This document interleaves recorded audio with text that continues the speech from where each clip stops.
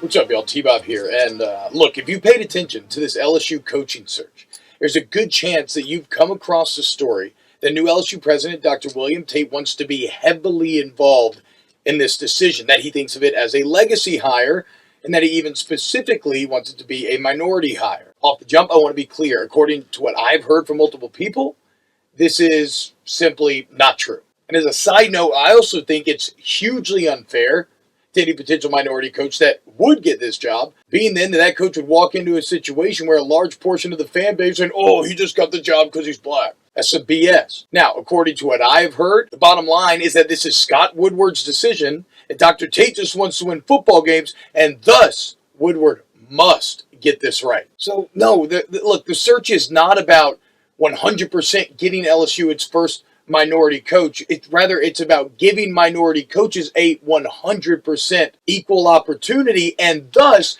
giving LSU its 100% best chance to find the right answer for the future. Something that quite clearly has not always happened in the past. And look, when it comes to hiring, everybody likes to say, well, you know, it should never be about race, and it should always be about the best person for the job. And that is all well and good, but the unfortunate reality is that far too often it has been about race, either consciously or subconsciously. How many qualified minority coaches never got the interviews they deserved based on their resumes? It's impossible to know specifics, but a few simple questions show that something is amiss. Why in a sport where the majority of the athletes are black are there so few black head coaches? Why has LSU never had a black head coach? Why is Durante Jones just the second black coordinator in LSU history to John Mitchell's one-year stint in 1990? Just from a demographic standpoint, the numbers don't add up. And look, before you get defensive, while I am sure that some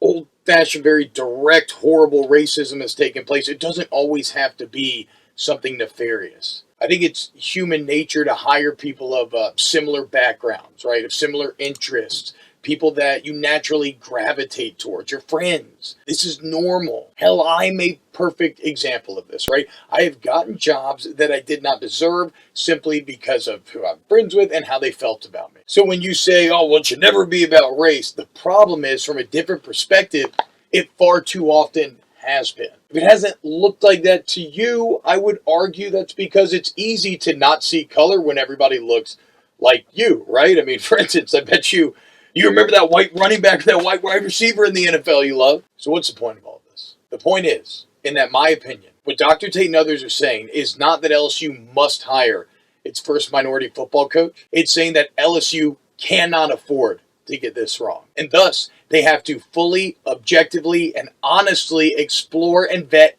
every single candidate regardless of background. Don't shrink the talent pool. They have to ask themselves the tough questions about why they feel the way they feel. And in doing so, hopefully they find the man who can lead LSU to greatness once again. All right, y'all, thanks for watching this video. Like, subscribe, all that good stuff. And be on the lookout. We will have a new coaches candidates video coming out as well.